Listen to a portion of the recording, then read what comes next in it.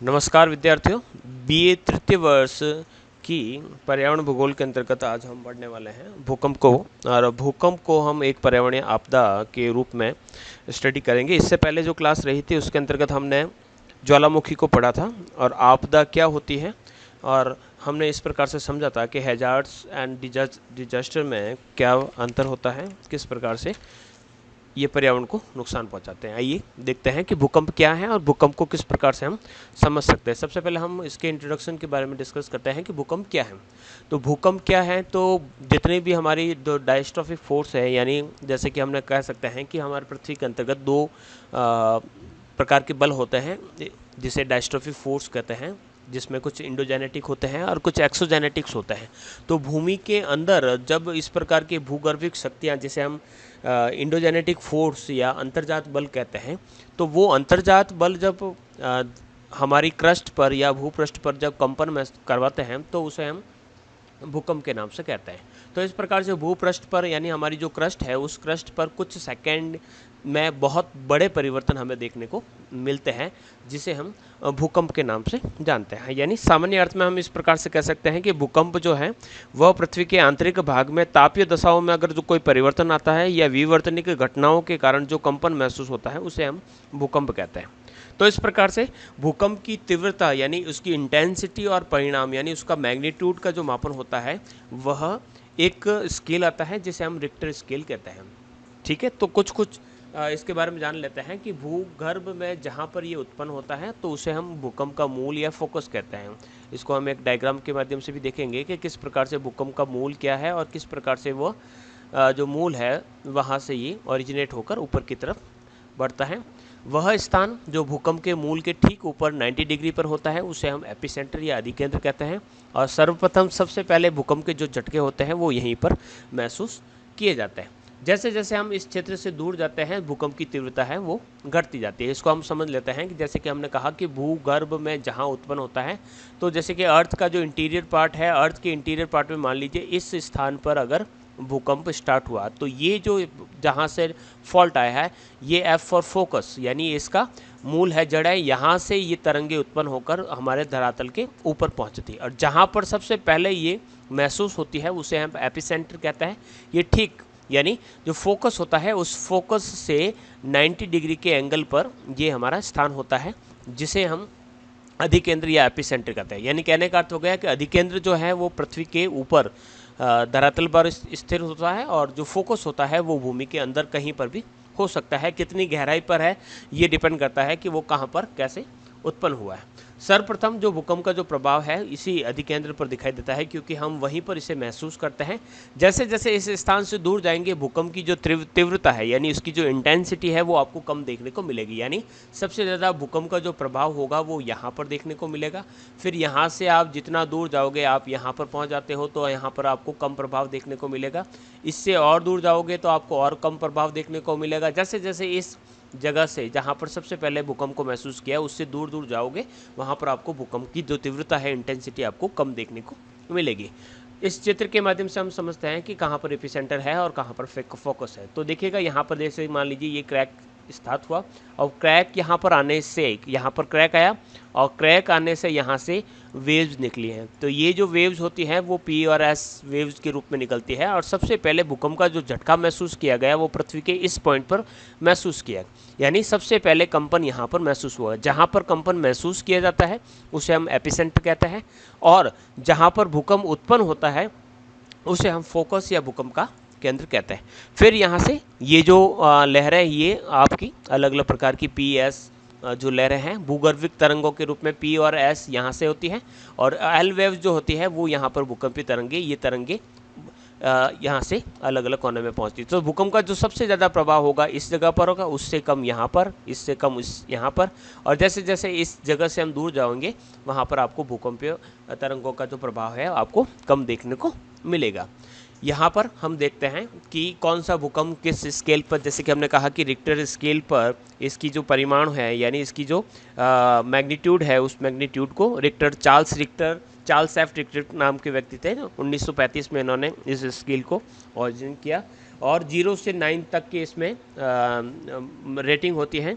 तो इसको एक लॉगरिथमिक मापक के रूप में नापा जाता है, यानी एक जो अंक है उसके बाद दूसरा जो अंक होता है वो लगभग 10 गुना आपको अधिक तीव्रता इंटेंसिटी दिखा सकता है। तो यहाँ पर आप इसके माध्यम से देख सकते हैं। यहाँ पर एक सिस्मोग्राफ है और सिस्मोग्राफ किस प्रकार से इनको कैलकुलेट करता है उसके बारे में यहाँ पर बताया गया है।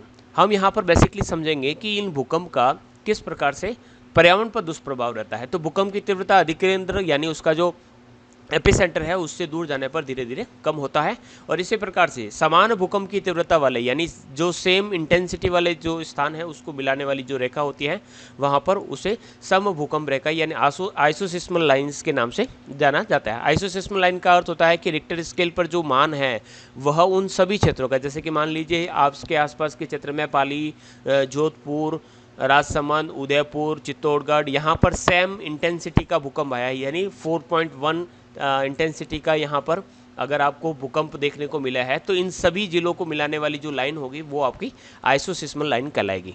इसी प्रकार से एक समय पर पहुँचने वाली तरंगों को मिलाने वाली रेखा होती है उसे सह भूकंप रेखा या होमोसिस्मल लाइन के नाम से इसे जाना जाता है।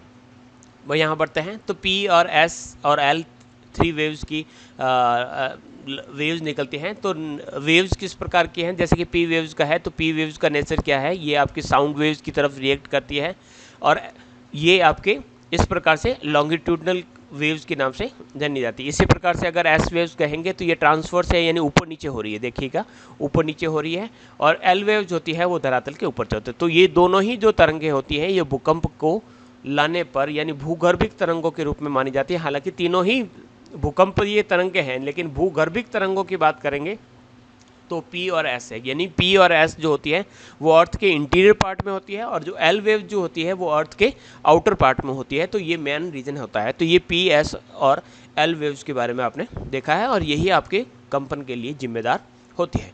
नेक्स्ट बढ़ते हैं, इसके क्या क्या कारण हो सकते हैं। तो भूपटल का संकुचन, संकुचन का अर्थ होगा कॉम्प्रेशन ऑफ क्रस्ट, यानी अर्थ का कोई हिस्सा इस प्रकार से कॉम्प्रेस यानी इसको दो हिस्सों से दबा रहे हैं तो भूकंप आएगा।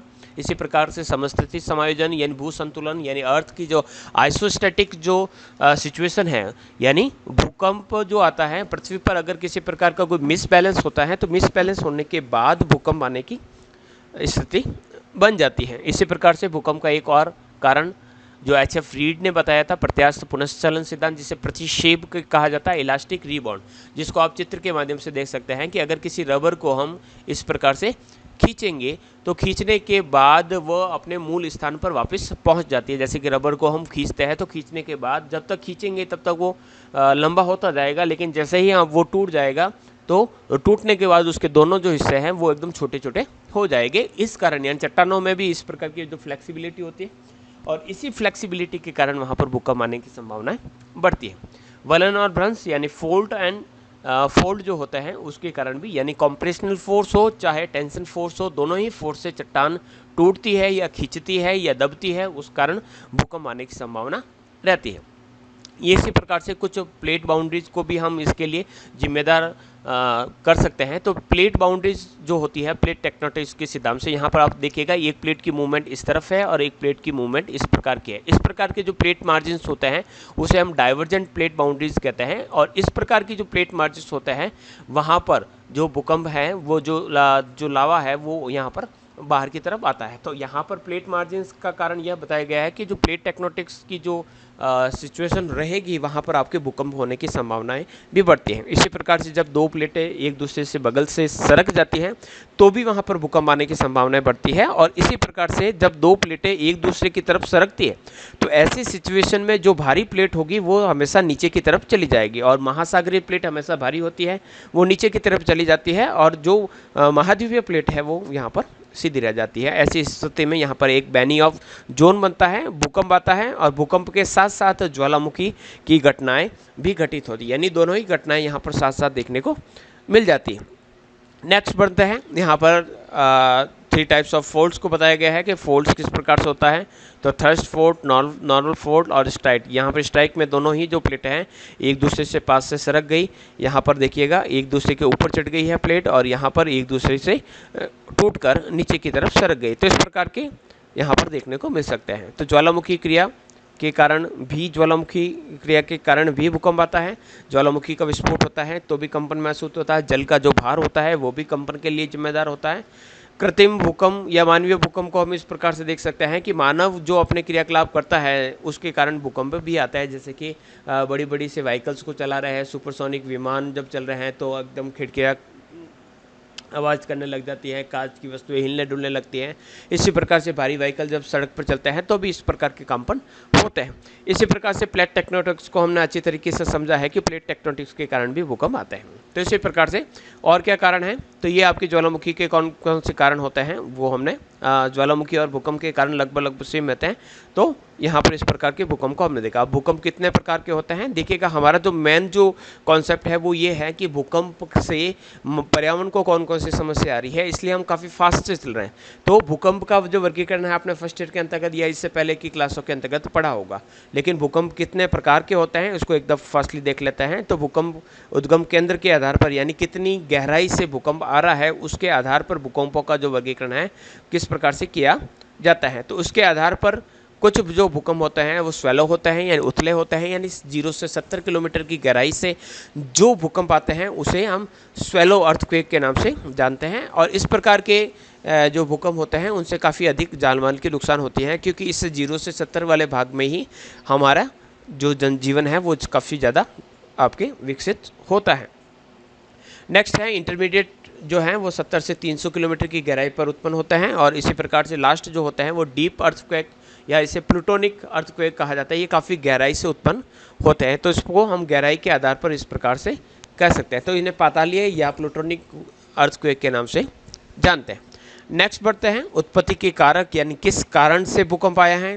तो अगर भूकंप जो है वो प्राकृतिक कारकों से हुआ है, प्राकृतिक कारकों का अर्थ हो गया है कि भूकंप आने के पीछे क्या कारक रहे हैं। तो अगर नेचुरल अगर फैक्टर्स रहे हैं तो उसको हम नेचुरल फैक्टर्स के रूप में कहेंगे। तो नेचुरली कौन कौन से आते हैं, जैसे कि नेचुरली आइसोस्टैटिक अर्थक्वेक आते हैं। आइसोस्टैटिक यानी पृथ्वी अपना जब संतुलन बनाने की कोशिश करती है, तो जैसे कि endogenetic force and exogenetic force जो होते हैं दोनों का अलग अलग कार्य रहता है। इंडोजेनेटिक फोर्स होती यानी अंतर्जात जो बल होता है वो पृथ्वी पर असमानता लाए हैं, पर्वत बना देते हैं, पठार बना देते हैं, या किसी प्रकार की नदियाँ झीलें बना देते हैं। तो इस प्रकार के स्ट्रक्चर ऊपर उबड़ खाबड़ स्ट्रक्चर बना देते हैं इंडोजेनेटिक। जो एक्सोजेनेटिक फोर्स होता है जो बहिर्जात बल होता है, जिसके अंतर्गत आपके अनाच्छेदन की प्रक्रियाओं को शामिल किया जाता है, अपर्दन और अपक्षय को शामिल किया जाता है, उनके परिवहन कार्यों को शामिल किया जाता है, वो यहाँ पर समतल बनाते हैं। तो ये दोनों जो यानी इंडोजेनेटिक और एक्सोजेनेटिक में जो बैलेंस बनाने का जो कार्य होता है उस समय क्षणिक वहाँ पर भूकंप आने की संभावना रहती है, तो उसे हम संतुलन भूकंप मूलक भूकंप के नाम से जानते हैं। दूसरा प्राकृतिक है आपका ज्वालामुखी भूकंप। जहाँ कहीं पर भी ज्वालामुखी होगा तो ज्वालामुखी के विस्फोट के दौरान वहाँ पर आपको भूकंप की संभावनाएं भी देखने को मिलेगी। नेक्स्ट बढ़ते हैं वितलीय यानी काफ़ी गहराई पर उत्पन्न होने वाले, जिसे प्लूटोनिक अर्थक्वेक भी कहा जाता है। विवर्तनिक यानी टेक्टोनिक, दो प्लेटों के आपस में टकराने, एक दूसरे से दूर हटने के कारण वहाँ पर ज्वालामुखी भी होंगे और वहाँ पर भूकंप भी आएंगे। इसी प्रकार से कुछ ज्वालामुखी आपके कृत्रिम हो सकते हैं, कुछ ज्वालामुखी हो सकते हैं वो आपके मानवकृत हो सकते हैं।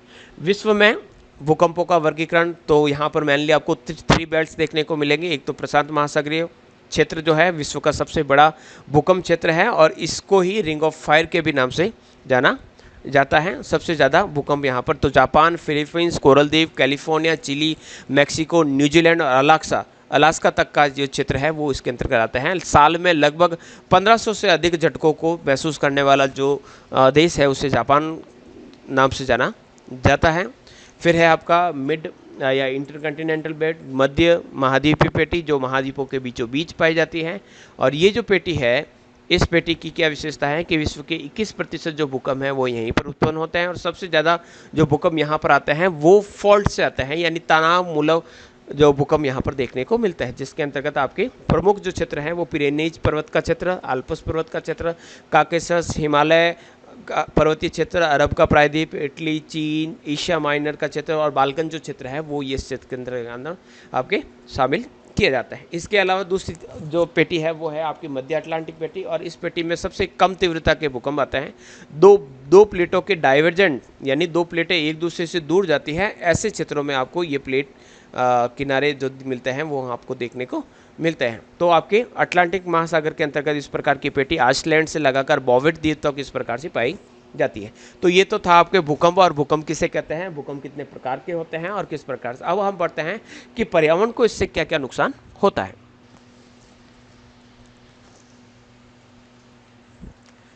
भूकंप के दुष्प्रभावों के अंतर्गत में सबसे पहला जो दुष्प्रभाव है, हम पर्यावरण पर या पर्यावरणीय आपदा के संदर्भ में इसे पढ़ रहे हैं, तो पर्यावरण पर सबसे पहला जो नुकसान होता है वह है ढाल अस्थिरता एवं भूमिस्खलन। ऐसे पर्वतीय क्षेत्र जहाँ पर काफ़ी कमज़ोर चट्टानें पाई जाती हैं, जो पर्वतीय क्षेत्र विवर्तनिक दृष्टिकोण से नाजुक, कमज़ोर एवं अस्थिर होते हैं। विवर्तनिक दृष्टि से कमज़ोर का अर्थ है ऐसे क्षेत्र जो बहुत कम सी हलचल में आसानी से टूट जाते हैं, उसके अंदर दरारें आ जाती हैं, काफ़ी कमज़ोर होते हैं। वहाँ पर जब भी भूकंप आता है तो भूकंप के झटकों के कारण वहाँ पर पाए जाने वाले जो पहाड़ है, वहाँ के जो ढलान वाले क्षेत्र है, वहाँ पर अस्थिरता उत्पन्न हो जाती है। अस्थिरता उत्पन्न हो जाने के कारण वहाँ पर उस ढाल के ऊपर पाई जाने वाली जो चट्टानें होती हैं वह भूमिस्खलन यानी लैंडस्लाइडिंग के रूप में नीचे गिरने लगती हैं। और इस प्रकार पहाड़ी ढाल के निचले भाग में जो भी बस्तियाँ, उनके परिवहन तंत्र यानी रेल मार्ग, सड़क मार्ग, इस लैंडस्लाइडिंग और जो मलबापात यानी डेब्रिज का जो फॉल होता है उसके कारण नष्ट हो जाते हैं। कहा जाता है कि 1970 में पेरू का यंगी नगर इसी प्रकार के भूकंप के कारण उत्पन्न लैंडस्लाइडिंग के कारण पूरी तरह से तबाह हो गया था। इस प्रकार से कहा जाता है कि वहाँ पर लगभग 25,000 जो व्यक्ति हैं वह काल कलवित हुए यानी मृत्यु को प्राप्त हुए। तो इस प्रकार से पर्वतीय क्षेत्र और पहाड़ी क्षेत्रों में बारिश के दिनों में साधारणतः जब भी कोई भूकंपीय घटना घटित होती है तो वहाँ पर बहुत बड़े स्तर पर लैंडस्लाइडिंग की घटना होती है। और यही कारण होता है कि ऐसे क्षेत्रों में बारिश के दिनों में साधारण भूकंपों का अनुभव तो कर लेते हैं, लेकिन शुष्क काल में साधारण भूकंपों का अनुभव नहीं कर पाते। तो यहाँ पर भूकंपीय प्रभाव के कारण ढाल की अस्थिरता, ढाल की विफलता और भूमिस्खलन जैसी घटनाएं देखने को मिलती हैं, यानी slope instability, slope failure and landsliding की घटना आपको देखने को मिलती है। दूसरा जो पर्यावरण पर इसका जो प्रभाव है वह है मानवकृत संरचनाओं की क्षति। मानवकृत संरचनाएं, जिसे हम सांस्कृतिक भूदृश्य कहते हैं, ये हमारा कल्चरल लैंडस्केप होता है जो मनुष्य तैयार करता है।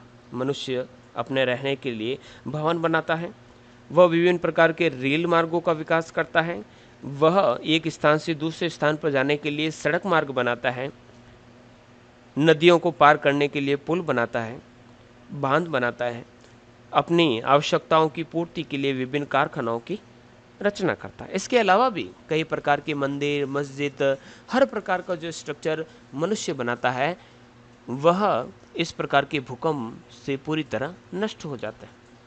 इस प्रकार से ये जो नुकसान है ये मुख्य रूप से डिपेंड करता है कि जो स्ट्रक्चर बनाया गया है, मानव ने जितने भी जो अपना सांस्कृतिक भूदृश्य निर्मित किया है वह कैसे धरातल पर किया है, तथा साथ ही साथ उसको निर्माण करते हुए किस प्रकार की भवन निर्माण सामग्री का प्रयोग किया गया, यानी मकान मिट्टी का बना हुआ है, ईंट का बना हुआ है, या कंक्रीट का बना हुआ है, या लकड़ी या घास फूस का बना हुआ है। तो इस प्रकार से जब असंगठित पदार्थ से बने हुए इस प्रकार के जो स्ट्रक्चर होते हैं, तो जब भूकंप आता है वो आसानी से इस प्रकार के स्ट्रक्चर टूट जाते हैं। कहा जाता है कि सितंबर 1985 में मैक्सिको के अंदर आए गए भूकंप के द्वारा मैक्सिको शहर से लगभग 400 किलोमीटर दक्षिणी पूर्व में जिसका एपिसेंटर था, फिर भी मैक्सिको नगर में कहा जाता है कि लगभग 10,000 व्यक्ति की मृत्यु हुई, 2,000 व्यक्ति खो गए 40,000 लोग घायल हुए, 400 से अधिक मकान बुरी तरह से नष्ट हो गए। इस प्रकार से लगभग वहाँ पर 60,000 से अधिक मकान नुकसान हुए, मकान नष्ट हुए। तो इस प्रकार से मानवकृत जो संरचनाएं होती है वो पूरी तरह से नष्ट हो जाती है। नेक्स्ट, तीसरा जो दुष्प्रभाव है वह है नगरों की क्षति। भूकंप का सर्वाधिक जो प्रभाव या विनाशकारी जो प्रभाव होता है वह नगरों या कस्बों पर पड़ता है, क्योंकि वहाँ पर भवनों का घनत्व बहुत अधिक होता है। मानव जनसंख्या का बहुत बड़ा भाग वहाँ पर निवास करता है, और इस प्रकार से जब अधिक परिमाण वाले यानी अधिक मैग्नीट्यूड वाले जब भूकंप आते हैं तो बड़े बड़े भवन गिरकर नष्ट हो जाते हैं। इस मकानों के नीचे बहुत अधिक लोग डूबकर या दबकर मर जाते हैं। भूमिगत जल की पाइपें मुड़ जाती हैं, टूट जाती हैं, जल की आपूर्ति नष्ट हो जाती है, बिजली के टेलीफोन के खंभे उखड़ जाते हैं, जिससे बिजली और जल की आपूर्ति व दूरसंचार की व्यवस्था अस्त व्यस्त और भंग हो जाती है। नालियों और ड्रेनेज की व्यवस्था क्षतिग्रस्त होने के कारण कई प्रकार के संक्रामक रोग फैलते हैं। सड़कों पर मलबे के ढेर लग जाते हैं, सड़क यातायात रुक जाता है। तो इस प्रकार से नगरों की पूरी तरह यहाँ पर क्षति होती है। 26 जनवरी 2001 को गुजरात के भुज में जब भूकंप आया तो वहाँ से भुज, अंजार व भचाऊ नगर पूर्णतः ध्वस्त होकर खंडहर बन गए, और इसी प्रकार से अहमदाबाद में बहुत बड़ी बड़ी इमारतें हैं वह ढह गई थी। तो इस प्रकार से नगरों को भयंकर क्षति देखने को मिलती है। नेक्स्ट जो कारक है वह है कि इसके कारण भीषण अग्निकांड होता है। भूकंप कब आएगा ये कभी पता नहीं चलता। यही कारण है कि भूकंप से मानव जीवन और संपत्ति की क्षति होती है। विभिन्न प्रकार के व्यापारिक संस्थान, सड़कें, रेल, पुल, जलाशय, वाहन, विभिन्न प्रकार के शक्तिगृह, पावर लाइन्स, पाइपलाइन, केबल्स, दुकानें, सिनेमाघर, फसलें, जानवर, मानव जीवन, हर प्रकार के विनाश को इसके अंदर शामिल किया जा सकता है। लेकिन इसके साथ ही साथ भीषण अग्निकांड होता है, क्योंकि कब भूकंप आएगा ये हमें नहीं पता चलता है। रसोई घर में खाना पकाने की जो गैस की जो सिलेंडर है वो उलट जाते हैं, बिजली के जीवित तार आपस में मिल जाते हैं, लोह इस्पात के कारखानों में लोहे की गलाने की जो भट्टियाँ होती हैं वो नाचने लगती हैं, उसमें से पिघला हुआ लावा बाहर निकलता है।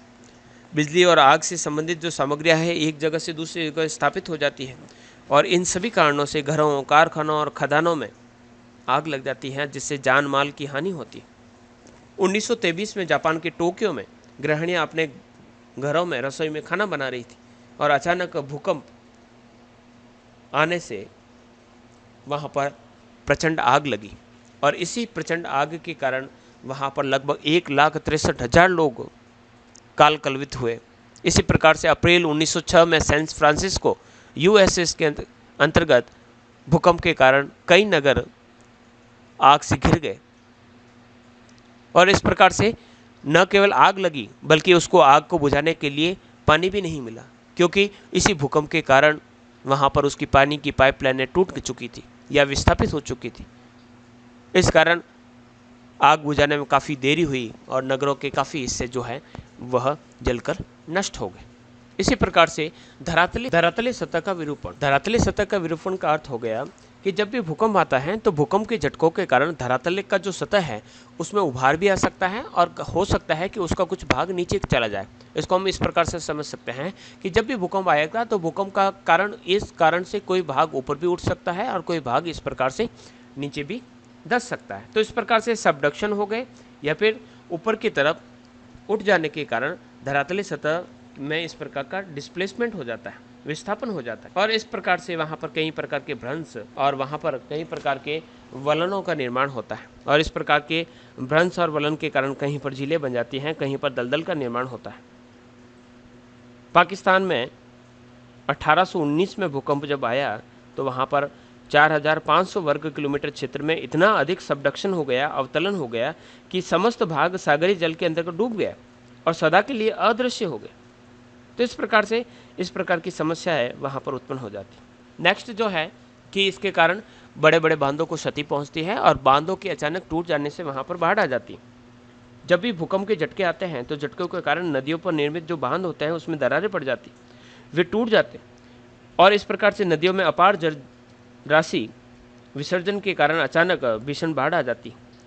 इस प्रकार के भूकंपों के कारण भूमिस्खलन के कारण चट्टानों के बड़े बड़े जो टुकड़े होते हैं वो नदियों के साथ बहते हैं और नदियों के रास्ते को भी रोक लेते हैं, जिसके कारण आसपास के क्षेत्र में बाढ़ का पानी पहुंच जाता है। कभी कभी तो नदियों का मार्ग ही बदल जाता है। कहा जाता है कि 1950 में आसाम के भूकंप में इस प्रकार के भूमिस्खलन होने के कारण ब्रह्मपुत्र नदी की जो सहायक नदी जिसे दिहांग कहा जाता है, दिहांग नदी का जो जल है वह लैंडस्लाइडिंग के कारण अवरुद्ध हो गया और इसके कारण उसके आसपास के क्षेत्रों में भारी मात्रा में कह सकते हैं कि पानी भर गया, बाढ़ आ गई। इसी प्रकार के जो सुबनसिरी जो नदी है उस पर निर्मित जो बांध है टूट गए। तो इस प्रकार की आपदाएं वहां पर उत्पन्न होती है। नेक्स्ट पर्यावरण इसकी जो समस्या है वो है सुनामी लहरों की उत्पत्ति। जब सागरीय तली में अगर रिक्टर मापक पर लगभग 7 से अधिक मैग्नीट्यूड का जब भूकंप आता है तो उस प्रकार की स्थिति में वहाँ पर सागर की जो पानी की जो लहरें हैं वहाँ पर बहुत बड़ी बड़ी लहरें उत्पन्न होती है जिसे हम सुनामी कहते हैं। और इस प्रकार की जो लहरें होती है वो तट पर सबसे ज़्यादा नुकसान पहुँचाती है। सन 2004 में 26 दिसंबर के दिन सुमात्रा के पश्चिम में आए प्रचंड अंतःसागरीय यानी अंडर सी जो अर्थक्वेक था और इसका जो परिमाण था वो 9.3 था। इस प्रकार से वहाँ पर प्रचंड लहरें उत्पन्न हुई, सुनामी लहरें उत्पन्न हुई, जिससे हिंद महासागर के तटवर्ती देश जिसमें इंडोनेशिया, थाईलैंड, भारत, श्रीलंका के लगभग 2 लाख से अधिक व्यक्तियों की मौत हो गई।